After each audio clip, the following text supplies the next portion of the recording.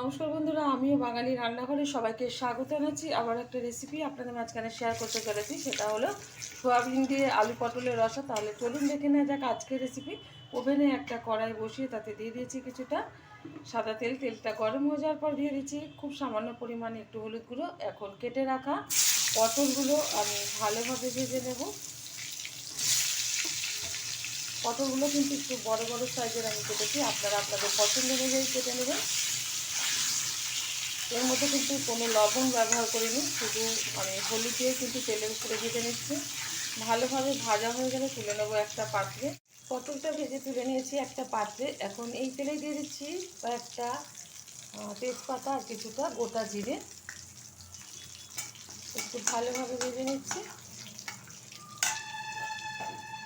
দিয়ে দিচ্ছি টুকরো করে রাখা আলু, ভালো করে একটু নেড়ে চেড়ে নেবো তেলের সাথে।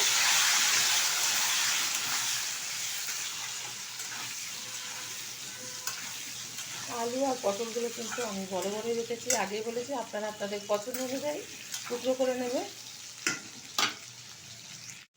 আলুটা একটু নেড়ে চেড়ে নিয়েছি তেলের সাথে বেশ কিছুক্ষণ।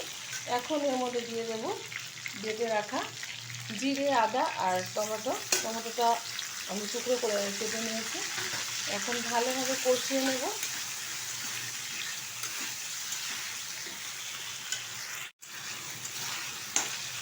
দিয়ে দিচ্ছি 1 চামচ হলুদ গুঁড়ো, দিয়ে দেবো পরিমাণ মতো লবণ, দিয়ে দিচ্ছি 1 চামচ লঙ্কার গুঁড়ো। ভালোভাবে সবগুলো উপকরণ একসাথে কষিয়ে নেব।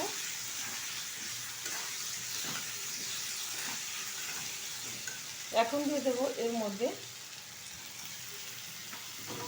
দিয়ে দিলাম সোয়াবিন। এটা আমি প্রায় 8 ঘন্টা মতন ভিজিয়ে রেখেছিলাম। অনেকে তো অনেক রকমভাবে আলু পটলের রসা খেয়ে থাকেন, এরকমভাবে একবার অবশ্যই ট্রাই করবেন। আশা করি ভীষণ ভালো লাগবে। ভালো লাগলে আমার চ্যানেলটিকে সাবস্ক্রাইব করবেন, লাইক করবেন, শেয়ার করবেন। আর এটা দেখে অবশ্যই আপনারা বাড়িতে একবার পরিবারের সাথে শেয়ার করবেন। ভালোভাবে কিন্তু বেশ কিছুক্ষণ আমি কষিয়ে নিয়েছি সবগুলো উপকরণ একসাথে। এখন এর মধ্যে দিয়ে দিচ্ছি খুব সামান্য পরিমাণে একটু চিনি, যেহেতু পটল আছে তো সেই কারণে একটু চিনি ব্যবহার করবেন। যাদের অপছন্দ তারা ব্যবহার করবেন না। চিনিটা দিলে কিন্তু নিরামিষ সবজিতে ভীষণ ভালো লাগে টেস্টটা। তো এখন এর মধ্যে দিয়ে দেবো ভেজে রাখা পটল।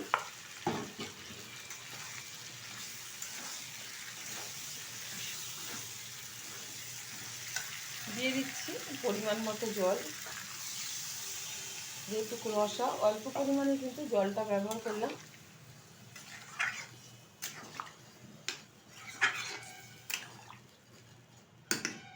এখন দিয়ে দেবো কিছুটা গরম মশলার গুঁড়ো।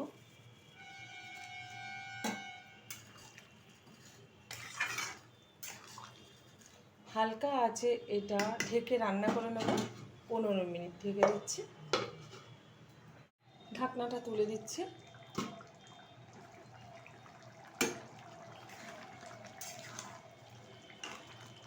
সোয়াবিন দিয়ে আলু পটলের রসাটা কিন্তু হয়ে গেছে, নামিয়ে নেবো। এর থেকে আর বেশি টানাবো না, যেহেতু আলু আছে ঝোলটা কিন্তু অনেকটাই টেনে যাবে ঠান্ডা হয়ে গেলে। নামিয়ে নিচ্ছি আর গরম গরম সার্ভ করবো ভাতের সাথে। দেখা হবে পরের ভিডিওতে নতুন কোনো রেসিপি নিয়ে। ধন্যবাদ।